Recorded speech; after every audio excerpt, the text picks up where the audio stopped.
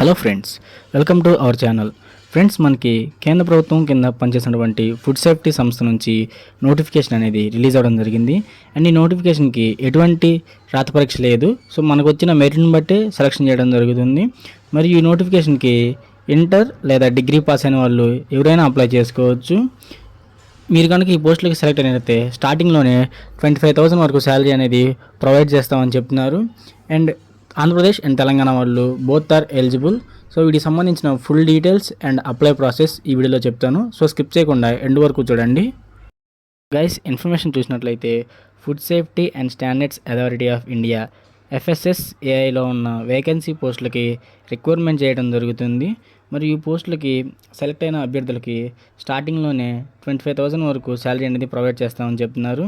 And పోస్టులు చూసినట్లయితే data entry operator and IT person మరియు MTS సంబంధించిన పోస్టులకి రిక్వైర్మెంట్ చేస్తున్నారు. అండ్ వీటికి ఎడ్యుకేషనల్ క్వాలిఫికేషన్ చూసినట్లయితే డేటా ఎంట్రీ ఆపరేటర్ పోస్ట్కి మీరు ఏదైనా విభాగంలో గ్రాడ్యుయేషన్ కంప్లీట్ చేసి ఉండాలి. మరియు కంప్యూటర్ సంబంధించి నాలెడ్జ్ అనేది ఉండాలి. దాంతోపాటు MS Excel and MS Word కూడా వచ్చి ఉండాలి. అండ్ టైపింగ్ స్పీడ్ వచ్చేసి 35 words per minute ఉంటే మీరు ఎలిజిబుల్ అవుతారని చెప్పడం జరిగింది. అండ్ వీటికి ఎటువంటి ఎక్స్పీరియన్స్ లేదు. అండ్ IT పర్సన్ పోస్ట్కి చూసినట్లయితే మీరు బీటెక్ కానీ BCAలో కానీ కంప్యూటర్ సైన్స్ కోర్స్ కంప్లీట్ చేసినట్లయితే మీరు ఎలిజిబుల్ అవ్వడం జరుగుతుందని చెప్పారు. మరి దాంతోపాటు దీనికి ఎక్స్పీరియన్స్ కూడా అడగడం జరిగింది. 1 to 2 years ఎక్స్పీరియన్స్ అనేది కంపల్సరీ అని మెన్షన్ చేశారు. సో మీరు కనుక ఎలిజిబుల్ అయినట్లయితేనే అప్లై చేయండి. అండ్ థర్డ్ పోస్ట్ MTS చూసినట్లయితే ఇంటర్మీడియట్ కంప్లీట్ చేస్తే అప్లై చేసుకోవచ్చు. మరియు వీటికి ఏజ్ చూసినట్లయితే 18 years నుంచి 40 years వరకు ఎవరైనా అప్లై చేసుకోవచ్చు. మరియు వీటికి మనం ఆన్లైన్లోనే అప్లై చేయాల్సి ఉంటుంది. మరియు ఈ పోస్టులకి మనం ఆన్లైన్లోనే అప్లికేషన్ అనేది సబ్మిట్ చేయాల్సి ఉంటుంది. అండ్ ఈ నోటిఫికేషన్కి సెలక్షన్ ప్రాసెస్ చూసినట్లయితే అప్లై చేసిన క్యాండిడేట్స్లో కొంతమందిని షార్ట్ లిస్ట్ చేయడం జరుగుతుంది. సో షార్ట్ లిస్ట్ చేసిన క్యాండిడేట్స్కి ఈమెయిల్ ద్వారా కానీ టెలిఫోనిక్ ద్వారా కానీ ఇంటిమేట్ చేస్తారు. సో మీ షార్ట్ లిస్ట్ అయ్యారని. వాళ్ళకి మాత్రమే స్కిల్ టెస్ట్ ఆర్ ఇంటర్వ్యూ అనేది కండక్ట్ చేస్తారు. సో స్కిల్ టెస్ట్ మరియు ఇంటర్వ్యూలో ఎవరైనా క్వాలిఫై అయినట్లయితే వాళ్ళకి డాక్యుమెంట్ వెరిఫికేషన్ చేసి వాళ్ళని సెలెక్ట్ చేయడం జరుగుతుంది. అండ్ ఇక్కడ చూసినట్లయితే మనకి 8 పాయింట్లు క్లియర్గా మెన్షన్ చేశారు.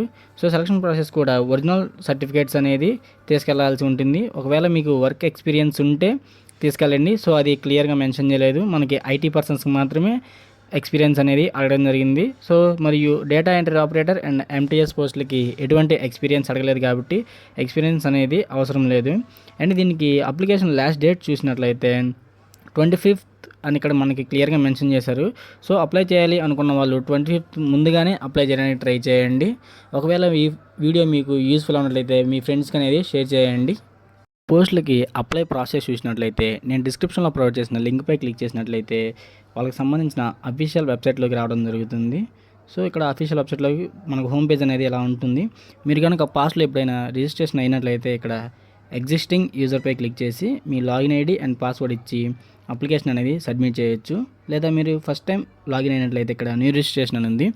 సో దీనిపై క్లిక్ చేసినట్లయితే మనకి అప్లికేషన్ ఫామ్ అనేది ఓపెన్ అవ్వడం జరుగుతుంది. అండ్ ఇక్కడ అడ్వర్టైజ్మెంట్ నెంబర్ దగ్గర అడ్వర్టైజ్మెంట్ నెంబర్ 440 అని క్లిక్ చేయండి. సో ఈ నెంబర్ మనకి నోటిఫికేషన్లో క్లియర్గా మెన్షన్ చేశారు. సో ఇది సెలెక్ట్ చేస్తేనే మనం అనుకున్న పోస్టులకి అప్లై చేయగలుగుతాం. అండ్ ఆ తర్వాత మీరు ఎన్ని పోస్టులకి అప్లై చేయాలని అడుగుతుంది. సో 2 అయితే 2, 3 అయితే 3. సో ఎన్ని పోస్టులకైనా అప్లై చేసుకోవచ్చు. అండ్ ఇక్కడ లాస్ట్లో తర్వాత ఏ పోస్ట్కి అప్లై చేస్తున్నారో అది క్లిక్ చేయండి.